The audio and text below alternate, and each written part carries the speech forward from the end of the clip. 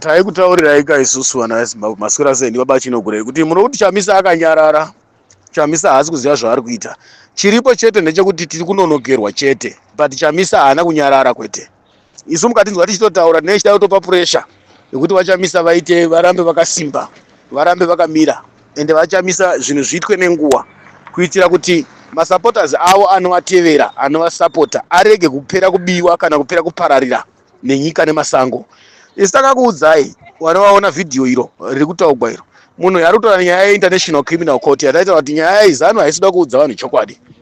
ZANU iri kuda kuti uramba ichita songe isi kuziva zvairi kuita, because vanhu vaya vanoteereswa Radio Zimbabwe, vanoteereswa ZBC nana Herald, zvese zviya zvine propaganda yenhingirikini yeZANU PF zviya. But pane nyaya chaidzo dzavari kuziva kuti vakasvitsana kuInternational Criminal Court naChamisa. Vari kuziva kuti vakasvitsana kumatare epasi rose nenyaya yemaelection. Saka ZANU muchiona ichita zvese zvairi kuita izvi, iri kuziva kuti end time panogona kungonzi paitwe maelection nokuti pane nyaya iri kutopisa pasi rino. Saka taidza wainza tichita baba kuti Chamisa anga ari kuICC uku, malawyers nevanhu vangu vachita basa. Iyo ZANU yacho yakapfuwirwa mumatare inotozviziva kuti yakadhonzerwa mumatare, ende ZANU PF yacho inotozviziva futi kuti matare zvaakataura pane nyaya dzakanziva kuzogadzirwa kuno kuAfrica kuno kudzimwe kumatare enyika dziri kuAfrica kuno kwete muZimbabwe dzenyaya yeZimbabwe. Saka Chamisa vanhu vari kutozviziva. Chamisa vakabata ZANU PF pahuro. Musaona kubhadhara kuri kuitwa vanhu vachipuwa motikari, machechi achipuwa mota. ZANU PF iri kukambena secret, iri kuziva chakawanzika chiri munhingirikini. Izvo zvokukotora kuti 2030 zviya ndezvekubraiba zviya, but chokwadi chiripo ndechekuti varume vaya vane zvavakanzi vaite neInternational. International haisi dare reZimbabwe kana rechika, ende haipikiswe kaInternational. Inokontrolwa nemasuper powers, inokontrolwa nenyika dzakadevelopa dziri pasi pano, inokontrolwa nenyika huru pasi pano.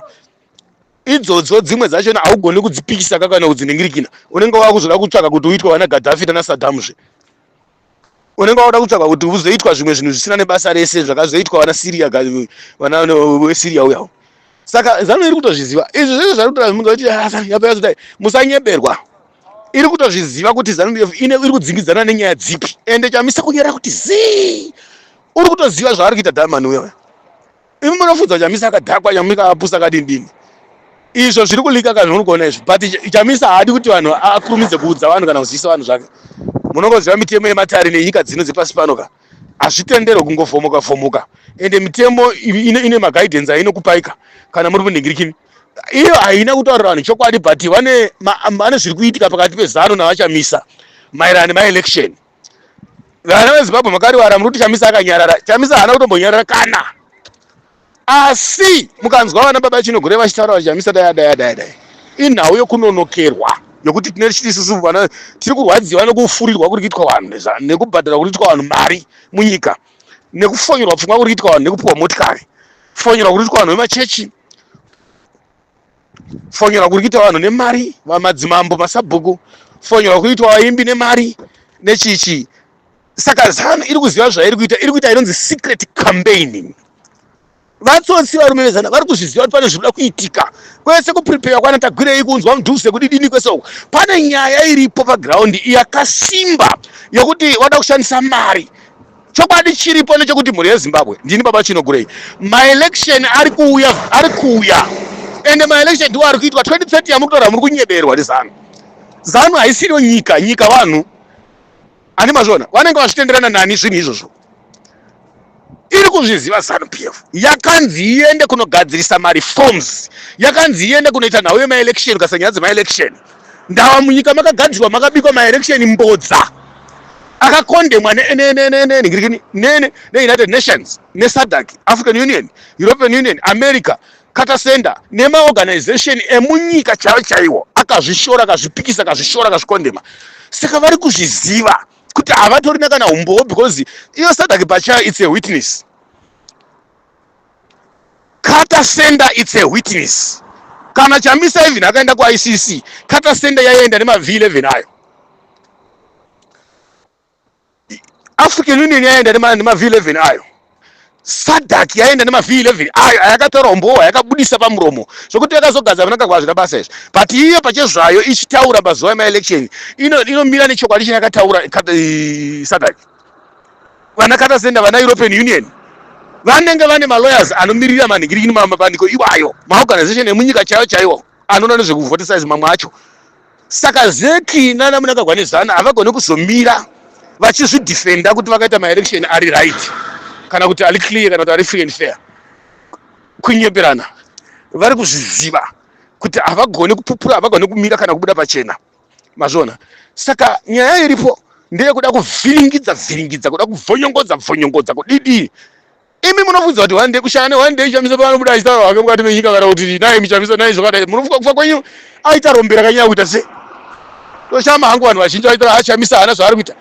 Pane nyaya kani, pane secret dziri pasi. Chamisa uri kuziva mudzi womuti pauri kufamba nawo, uri kuziva zvaari kuita. Imi muri kuita speed maZimbabweans, muri kuita speed vana veZimbabwe. Nemi makomana mumedia analysis efeke enhema, mune muchita analysis enhema. Uri kuzviziva pane tsoro dziripo, vana Chiwenga vari kuzviziva zviri kuitika. Imi muri kuti seiko muri vanhu vari kurumana nokutsikana vachirumana vachibibisana muZanu-PF. Chii chiri kuitika? Maelection anofanira kuitwa 2028 pachine makore Mnangagwa asati achitoripo. Munombozvitsvaga kuti hondo iri kumbokonzerwa nei yokuti vanhu vanyanya kumhanyisana muZanu. Muopposition yakanyarara, Chamisa akanyarara, hana kana mhirizho kana kuti. But wanai kuti vakomana vari kuita basa vana Amos Chibaya varipo paground. Zviri sei? Vari kuita basa vari paground vana Amos Chibaya ende havasi kudzokera kumashure. Varipo paground. Vana Stalo Siziva vari kuita basa, vana Blessing Fadzai Mahere, vana Ndaratimba navamwe vakasiyana vese vanhu vari kumusoro uko havasi kugara pasi. Zviri kuitika zvese mukatarisa vana Stalo vari kuenda kwese kunyika dziri kumusoro kupikosa kutenderera. Saka muri kufungidzwa kuti vanhu ivava havasi kushanda navachamisa here. Mofungidzwa kuti vachamisa havasi kuzviziva here, havasi kutumwa here, simba ravo haripo muna vachamisa here. Pane zviri kuitika maZimbabweans. Kwete zveiva vana analysis dzenhema ava vanotaura paTV pastation pamaredhiyo chicha. Hando dzenhema dziya mbodza. Pane zvinhu zviri kuitika paground maZimbabwe. Ndiri baba Chinogurei. Musamhanya, siyai sadza ripoti. Pane zvichaitika. Mukaona zviri kuitika zvinotaridza kuti pamberi apa pane something zviri kuitika pamberi apa. Iyi yakutomhanya kuda kutomubhuraidza vanhu kutsvaga kuti ikambe nezita rayo because aya maelection achauya anenge asina kana chizodzika. Anenge asina kana chikribiti. Anenge asina kana chi. Saka vanhu vachazviziva kana nguva yakwana. Ndiri kutendai mazvita.